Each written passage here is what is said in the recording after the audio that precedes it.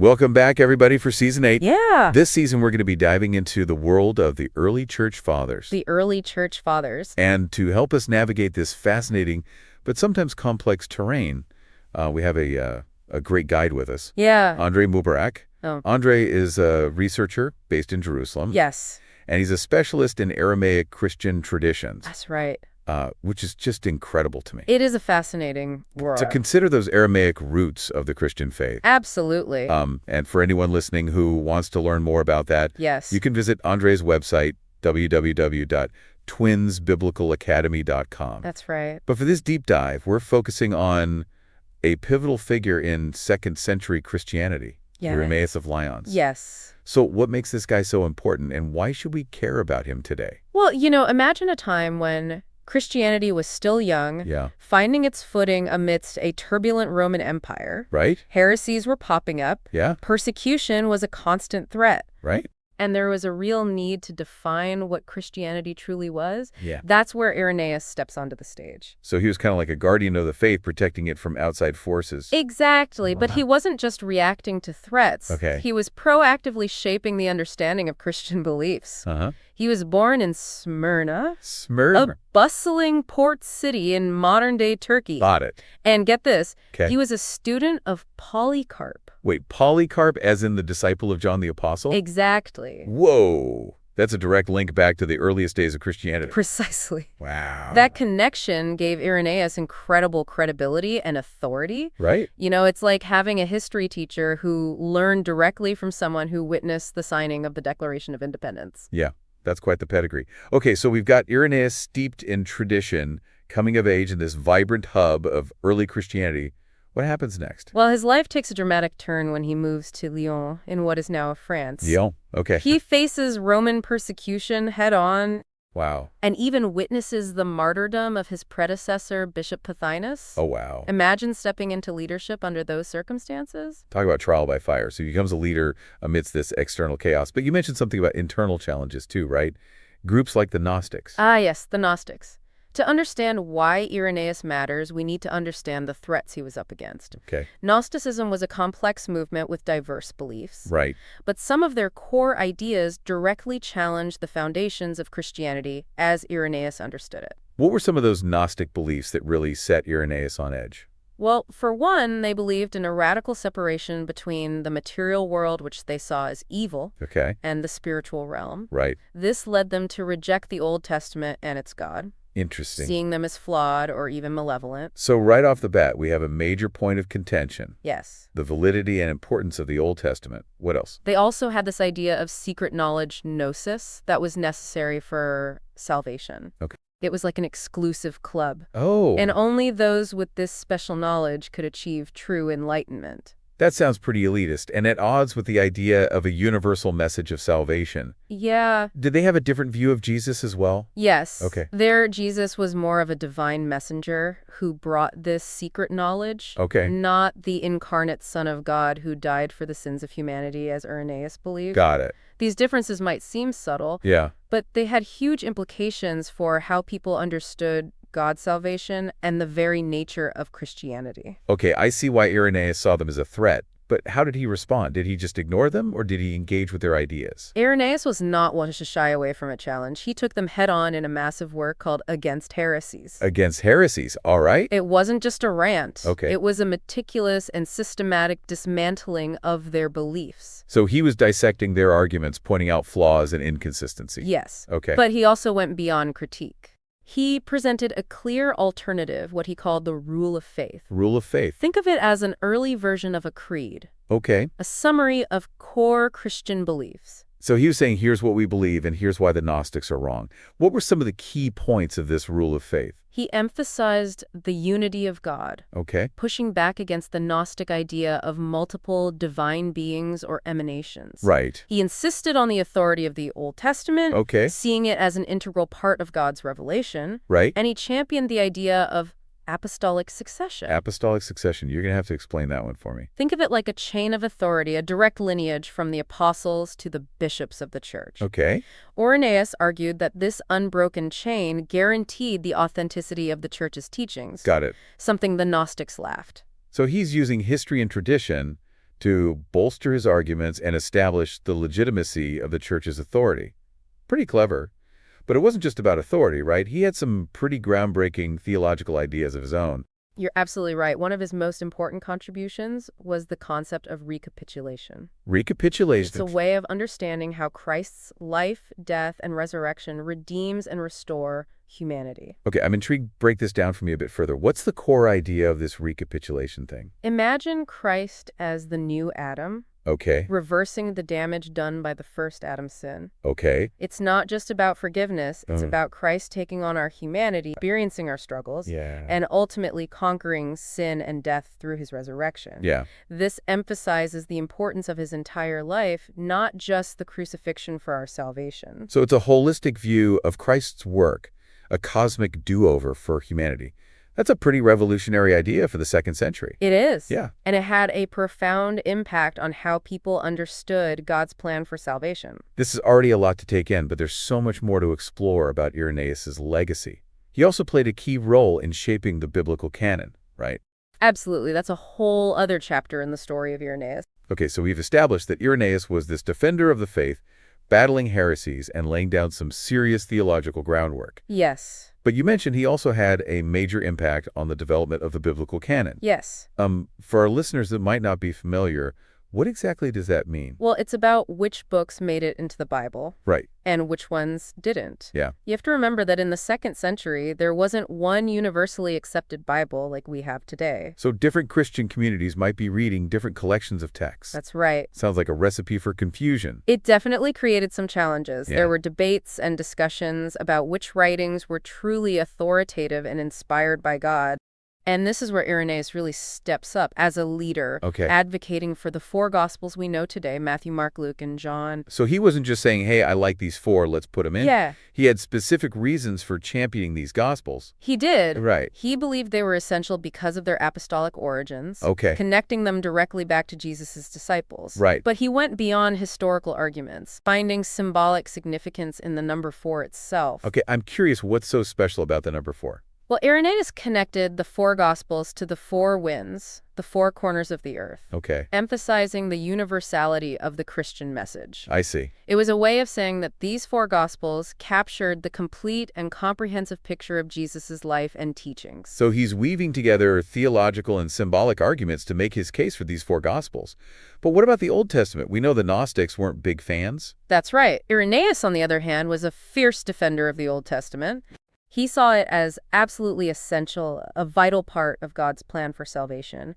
But he had to reconcile what seemed like differences between the Old and New Testaments. You mean how the Old Testament can seem harsh or focused on rules and laws, while the New Testament emphasizes love and grace? Exactly. To bridge that gap, he used a method of interpretation called typology. Typology. He looked for what he called prefigurements of Christ in the Hebrew Scriptures. So he was looking for foreshadowing, like hidden clues or symbols that pointed forward to Jesus. You got it. Yeah. For example, he saw the story of Jonah being swallowed by the whale as a type of Christ's death and resurrection. Right. It was a way of showing that the Old Testament wasn't just a bunch of outdated stories, Right. but a rich tapestry woven with prophecies and foreshadowing of Christ's coming. That's a pretty creative way to connect the dots between the 2 testaments. It sounds like he was trying to create a cohesive narrative, a unified story that spanned the entire Bible. And that's really at the heart of Irenaeus' vision. He believed in the unity of Scripture, that both the Old and New Testaments were inspired by the same God and revealed the same plan of salvation. So he's battling heresies, shaping the canon, laying down theological foundations. This guy's like the superhero of early Christianity. But it wasn't just about ideas and text, was it? He was also deeply concerned with the unity of the church. Absolutely. He was living in a time when the church was far from unified. Right. There were differences of opinion, variations in practices and disagreements that could lead to real tension and division. Give me an example. What kind of things were early Christians disagreeing about? Believe it or not, one of the issues that caused friction was the date of Easter.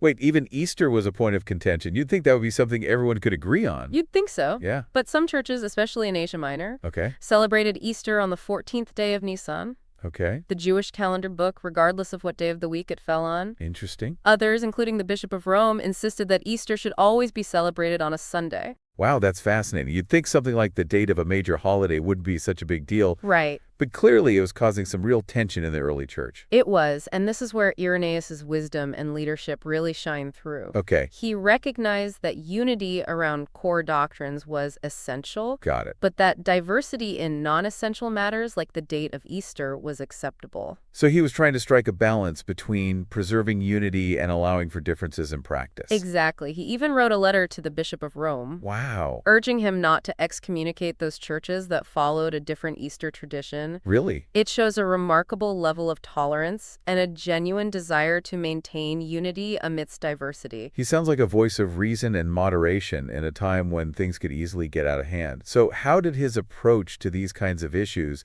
impact the church as a whole? That's a great question, and one that reveals the lasting legacy of Irenaeus. He was a bridge builder, a unifier, who helped lay the groundwork for a church that could embrace both its shared beliefs and its rich diversity. So he's not just a theologian and a defender of the faith, but also a peacemaker, someone who understood the importance of unity and how to achieve it without sacrificing the integrity of Christian belief. Precisely. And that's something we can all learn from, Yeah. regardless of our denomination or theological perspective. This has been an incredible journey so far, but we're not quite done yet. There's one more aspect of Irenaeus' legacy that we need to explore.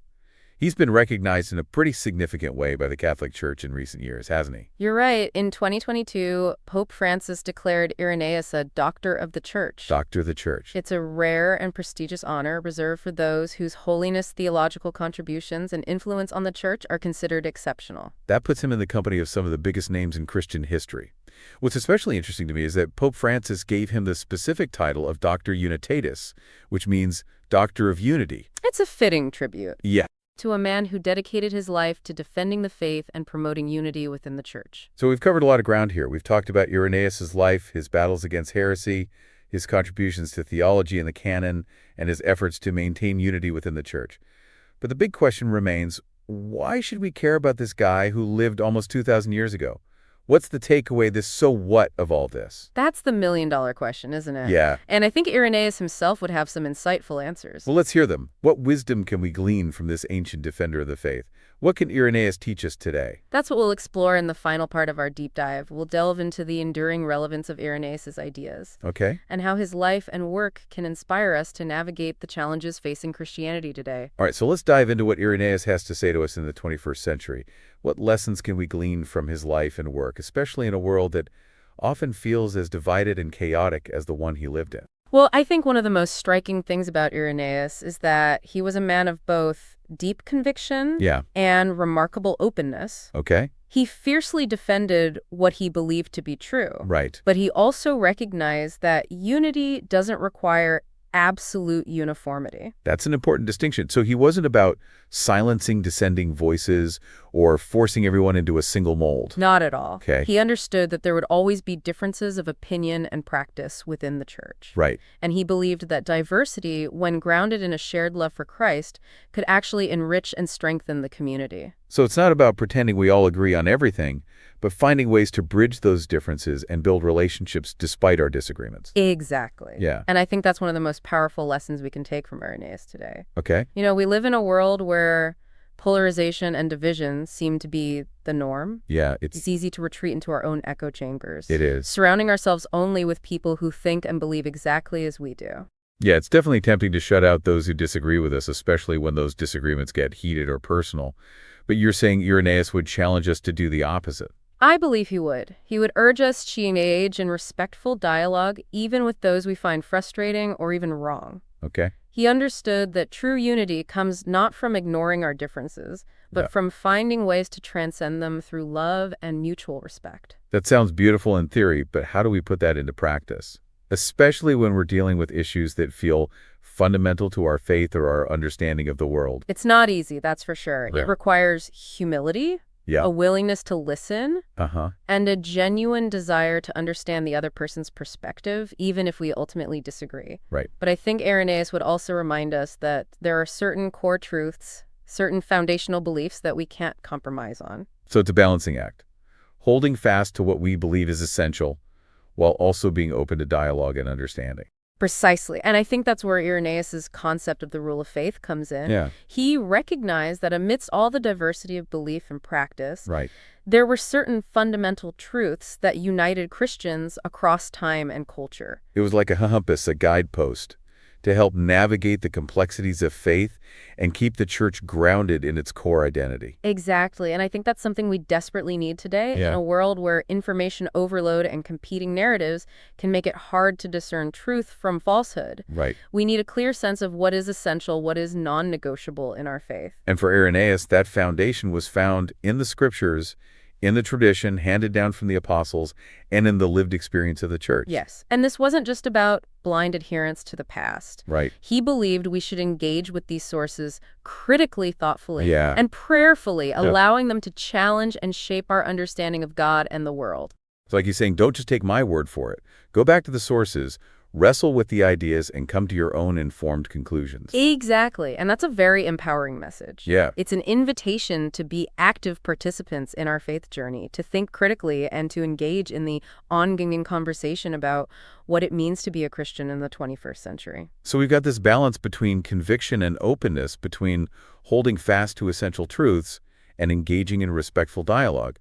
What else can we learn from this ancient doctor of unity? Well, I think one of the most enduring lessons from Irenaeus is his unwavering belief in the power of love. Okay. He saw love as the very essence of the Christian faith, the force that could bind together a diverse community, Right. overcome differences, and ultimately transform the world. He wasn't just talking about a warm, fuzzy feeling, was he? No, he was talking about a radical, self-sacrificing love that mirrors the love of God revealed in Christ. Okay. It's a love that seeks understanding, extends forgiveness, Yeah. and builds bridges instead of walls. In a world that often feels defined by conflict and division, that message feels more relevant and necessary than ever. Absolutely, and I think that's ultimately why Irenaeus matters today. Okay. He reminds us that even in a world filled with challenges and disagreements, the path to unity, peace, and understanding is paved with love.